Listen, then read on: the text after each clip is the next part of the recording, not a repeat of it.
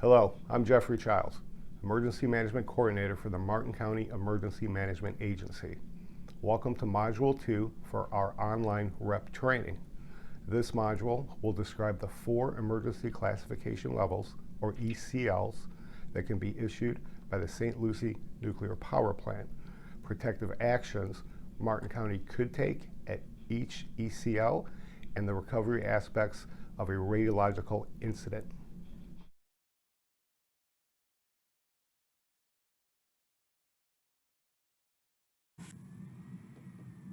This module will cover the 4 ECLs, a description of what each ECL means, actions that Martin County, the state, and federal government could take, as well as recovery and the steps in that process.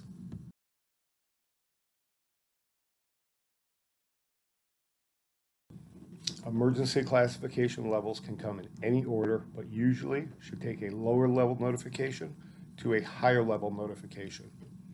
Notice of unusual event.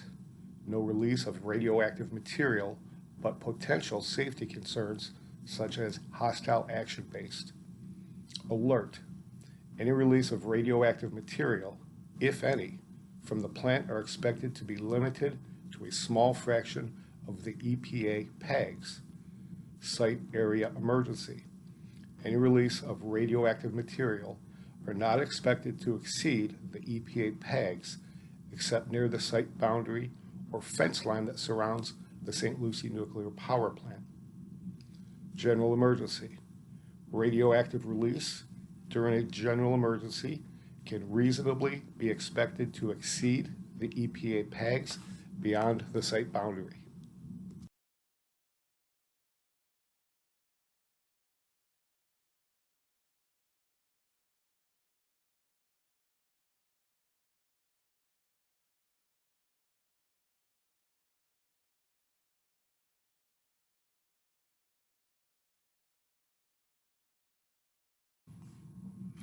All notifications will be provided the same way no matter what ECL is declared.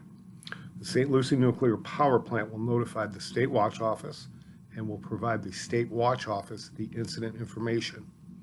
The State Watch Office then emails the emergency notification form to the St. Lucie Nuclear Power Plant, Martin, and St. Lucie County's 911 communication centers. The State Watch Office begins an initial conference call on our hot ring down phone, and initial data is provided from the emergency notification form. Martin County Emergency Management Agency Director and Emergency Management Coordinator are notified. From the initial ECL, Martin County may contact partners to notify them or to prepare to deploy resources.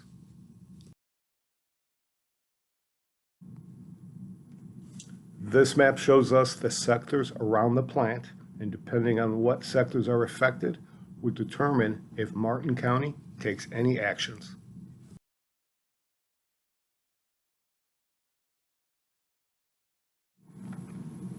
Notice of unusual event. As you can see, the notification process begins. Once internal notifications are made, then a conference call between the Region 5 Task Force counties may occur to further discuss initial data and gain the confidence of the St. Lucie Nuclear Power Plant that this will not increase. The same initial notifications that are made for a notice of unusual event are made notifying individuals that an alert ECL was declared at the St. Lucie Nuclear Power Plant. In addition, the 911 Communication Center notifies municipal partners, law enforcement partners, and the Martin County School District. The REP Task Force will have a conference call to discuss any initial mobilization of resources if it is determined that the ECL could increase. Notifications to Palm Beach, Indian River, and Brevard County are made in case they have to mobilize a reception center. Martin County Emergency Management will bring some staff to the EOC for further monitoring, as well as sending the Public Information Officer to the FPL's operating facility in Fort Pierce. A local state of emergency would be declared to help facilitate any resource requests we may make to the state and federal government, as well as a press release to the public. If a site area emergency is declared by the St. Lucie Nuclear Power Plant, then the notifications that occurred at the notice of unusual event and alert would be completed. In addition, the EOC would be fully activated, and we would request radiological subject matter experts from the Bureau of Radiation Control and a Federal Emergency Management Liaison to staff our EOC.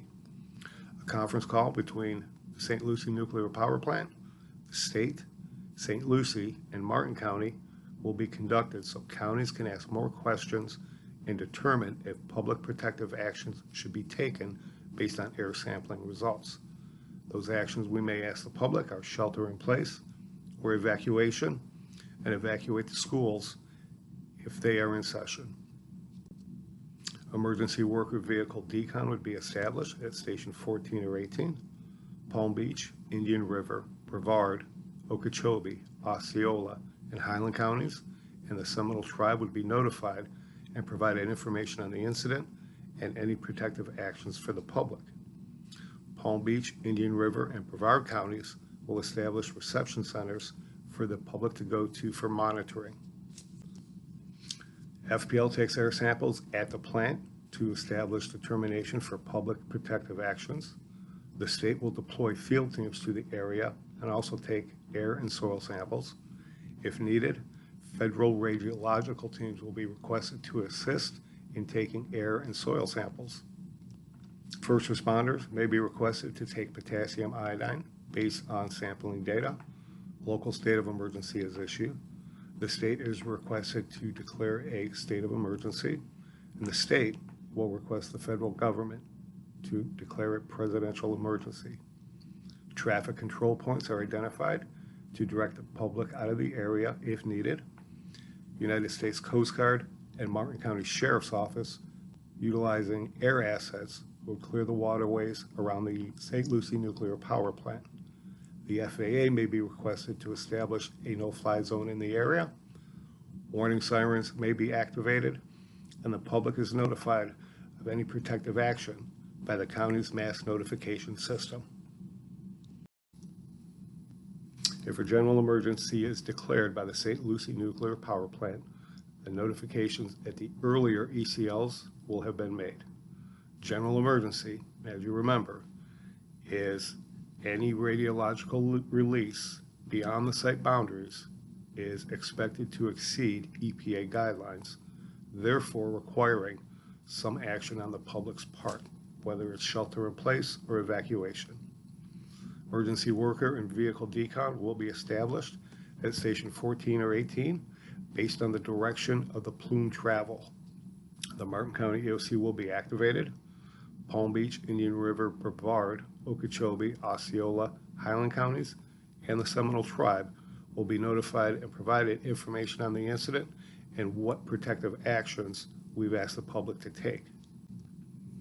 Palm Beach, Indian River, and Brevard counties will establish emergency radiological reception centers for the public to go to if they determine a need to be monitored for radiological contamination. Several county, state, and federal partners will be requested to the Martin County EOC. The Bureau of Radiation Control will deploy field teams to take air and soil samples at specific locations. In addition, federal radiological teams will be requested to assist in taking air and soil samples. First responders may be requested to take potassium iodide. Again, Martin County, the state, and the federal government will have all issued emergency declarations. Traffic control points may be staffed by the Martin County Sheriff's Office if evacuations are ordered. United States Coast Guard and the Martin County Sheriff's Office will still clear the waterways if not done at the site area emergency level. Warning sirens will be activated, and the public is notified of any action by the county's mass notification system. Recovery is the process of returning the community to pre-incident conditions. The decision to begin recovery will be based on air and soil samples taken by the BRC and federal government to determine if the sampling is below the EPA guidelines to begin recovery. Relocation, decontamination of things and people, shielding, placing a time limit on exposures, and controlling the spread of contamination is the best way to reduce radiation exposure rates. State and federal resources will provide continuous air and soil sampling so that they can be plotted on a map so we can get a view of the areas that are contaminated. This example shows radiation pluming south of the St. Lucie nuclear power plant. This map is a product from air and soil sampling taken throughout the incident and is recreated every few hours from the Bureau of Radiation Control and Federal Resources. It shows the most updated air and soil sample modeling. This example shows the areas that have radiation levels above EPA guidelines and is the basis for making protective action decisions throughout the incident. Relocation. Relocation is the removal of individuals from a contaminated area. This is decided after they are evacuated, and once plume maps show radiation contamination levels, it can be decided by the Unified Command to continue excluding individuals. It will take some time for the contamination levels to drop below EPA guidelines for the public.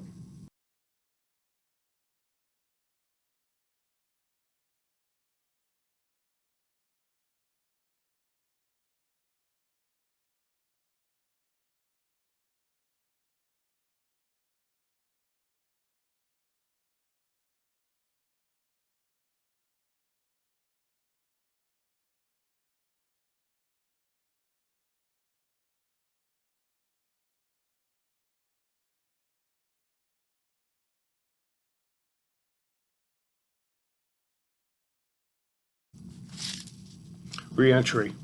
Reentry is where individuals can go back into an area for a specific time frame.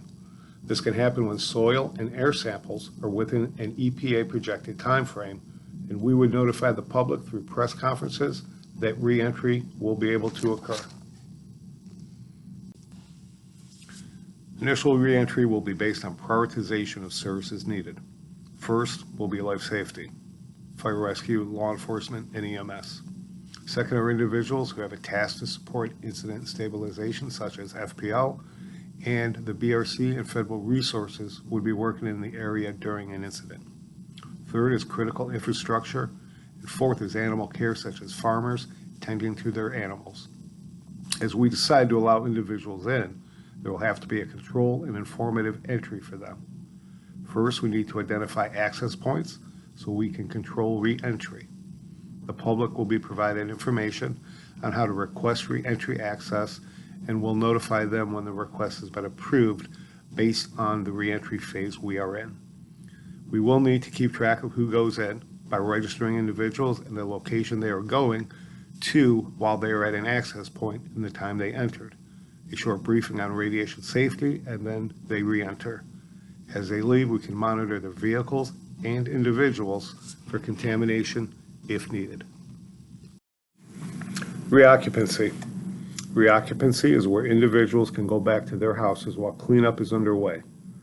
Reoccupancy is based on projected contamination levels over 1 year, and as long as that projection is below the EPA guidelines for individuals, then reoccupancy can occur. The decisions made throughout the recovery process are ultimately that of Martin counties, but a collective group of federal, state, and other subject matter experts interpreting the soil and air sample data to ensure that the decisions that are being made are in line with EPA guidelines to ensure the safety of first responders and the public.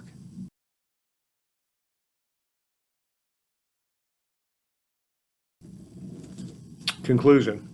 To sum up Module 2, we have shown the 4 different emergency classification levels the St. Lucie nuclear power plant can issue, and what potential protective actions can be taken for each ECL.